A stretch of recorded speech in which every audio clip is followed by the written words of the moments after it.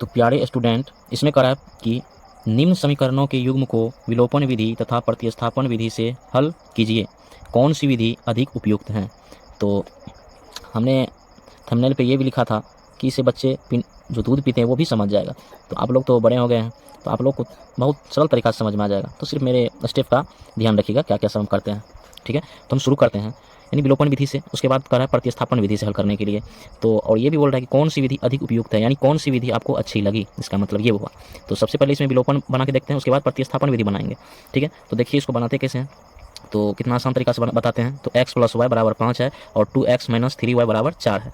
तो देखिए विलोपन विधि यहाँ पर लिख दीजिए, विलोपन विधि से, विलोपन विधि से। ठीक, इसीलिए लिखे विलोपन विधि से क्योंकि प्रतिस्थापन विधि से भी बनाना है, तो दोनों लिखना जरूरी है। ठीक है, एग्जाम में भी आप लोग ऐसे लिखिएगा।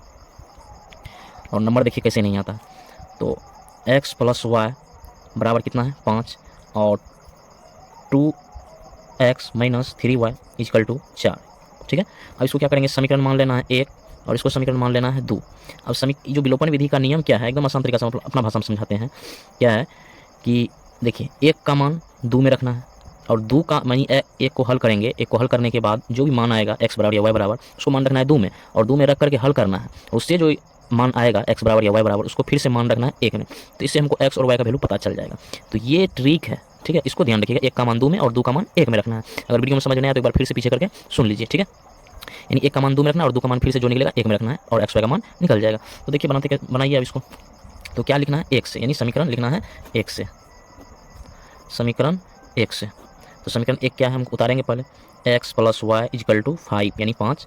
तो देखिए इसको y बराबर लिखना है हमको, y का y रख लेंगे, बराबर का चिन्ह दे देंगे, 5 का 5 रख लेंगे। ये जो x दिख रहा है, x को इस साइड करेंगे, यानी x को इस साइड करेंगे, बराबर के उस साइड ले जाएंगे। तो देखिए यहाँ x के साइड में कुछ नहीं रहता है तो प्लस छिपा हुआ रहता है। इसको थोड़ा ध्यान में मतलब समझाने के लिए लिखे हैं, x के साइड में कुछ नहीं, कोई चिन्ह नहीं है, समझिए कि यहाँ प्लस वाला चिन्ह है और यहाँ तो प्लस हुआ है ये है। ठीक है, वैसे प्लस यहाँ प्लस नहीं लिखे, इसीलिए कि वैसे भी कुछ नहीं यहाँ बताया है, प्लस छिपा हुआ रहता है, तो समझिए यहाँ भी प्लस है, ये है छिपा हुआ है। ठीक है, तो इस x को इस साइड लाएंगे, जैसे ही इस साइड लाएंगे तो चिन्ह जो है प्लस प्लस चिन्ह बदल जाएगा माइनस में। ठीक है, इस चीज़ को याद रखिएगा आप लोग अच्छा तरीका से, यानी x जैसे प्लस में बराबर के इस साइड लाएंगे तो किस में चल जाएगा, माइनस में, यानी x जो क्या बन जाएगा माइनस, ये जो प्लस है माइनस बन गया और ये x यहाँ आ गया। ठीक है, आई होप समझ में आया होगा आप लोग, ध्यान रखना ये बात, प्लस में रहेगा तो माइनस में आ जाएगी सर। अब क्या करना है, अब बोले थे ना कि 1 से जो भी निकलेगा उसको किस में रखना है, समीकरण 1 से चले, 1 से चले तो y का मान आया कितना 5 यानी माइनस x। तो अब इस मान को आपको रखना है 2 में। ठीक है, बोले थे ना 1 का मान किस में रखना है 2 में, तो यानी लिखिए y का मान समीकरण 2 में रखने पर। ठीक है, तो 2 में रखिए, 2 कितना आपको 2x minus 3y is equal to 4।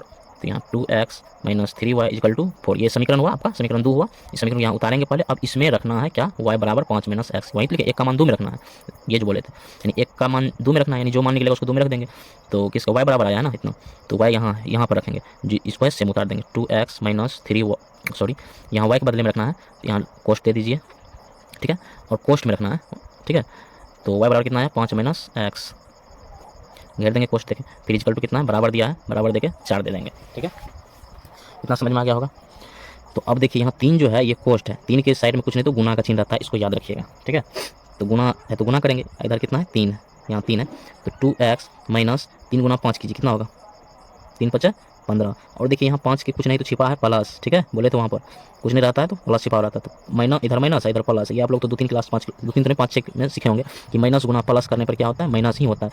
ये पिछले वीडियो में हम बताए हुए हैं। ठीक है, यानी यहाँ लिख देते हैं माइनस गुना प्लस करने पर क्या होता है, माइनस ही होता है, और प्लस गुना माइनस करने पर क्या होता है, माइनस ही होता है। इस चीज़ को याद रखिएगा, माइनस गुना माइनस करने पर क्या होता है, प्लस होता है। ठीक है, याद रखिएगा।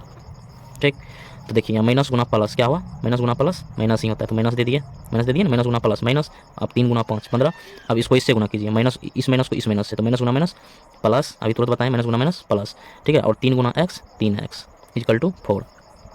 ठीक है, उसके बाद देखिए आगे, अब इसको हल कीजिए, 2x minus 15 plus 3x is equal to कितना है 4i, डबल लाइन हो गया, कोई दिक्कत नहीं है।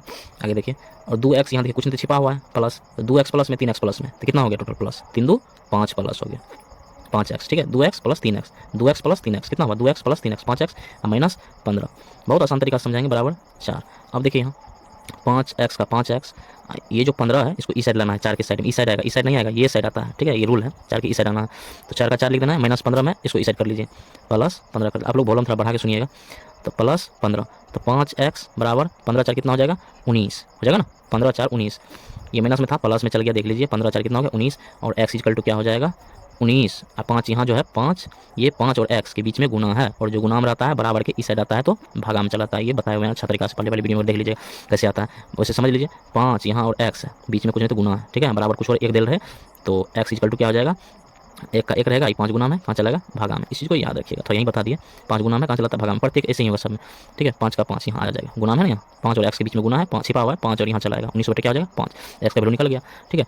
अब ये समीकरण 2 ही हल कर रहे थे, ठीक है, और समीकरण 2 को फिर से किस में रखेंगे, 1 में, बताए थे ना अभी, 1 का मान 2 में, फिर 2 का मान 1 में, अभी 2 को हल किए थे, अब 2 का मान निकल गया, x इक्वल टू 19/5, अब इस 2 का मान फिर किस में रखना है, 1 में, x एक तो निकल गया, अब y का निकलेगा, तो यानी 2 हल कर रहे थे, तो अब इसको लिखिए x का मान फिर से समीकरण 1 में, क्योंकि 2 तक आ गए हल करते हुए, 1 में रखना है, 1 में रखने पर, तो 1 कितना आपको, तो 1 देखिए यहाँ कितना है समीकरण 1, x + y = 5, लिखिए यहाँ x + y = 5, तो देखिए यहाँ x के बदले कितना है आपको 19/5, यहाँ लिख दीजिए 19/5 प्लस में y = 5, तो y बराबर क्या हो जाएगा 5 का 5, 19/5 प्लस इधर छिपा हुआ है, इसको जैसे इधर करेंगे माइनस में आ जाएगा, -19/5, ठीक है। इसके नीचे में कुछ नहीं तो क्या रहता है, वो कट गया था, 5 का 5, और जैसे प्लस में है 19/5, इसको ये साइड करेंगे बराबर के, तो क्या आ जाएगा बीच में माइनस, ठीक है, 19/5। अब 5 के नीचे में कुछ नहीं तो नीचे में कितना रहता है, 1 छिपा हुआ रहता है, पता है। उसके बाद देखिए क्या हो गया, भिन्न का घटा इसको बोलते हैं, आप लोग भिन्न का घटा जानते होंगे बनाने के लिए, तो y बराबर लिखिए, भिन्न का घटा कीजिए, 5 और 1 कैल्शियम लीजिए, कितना हो जाएगा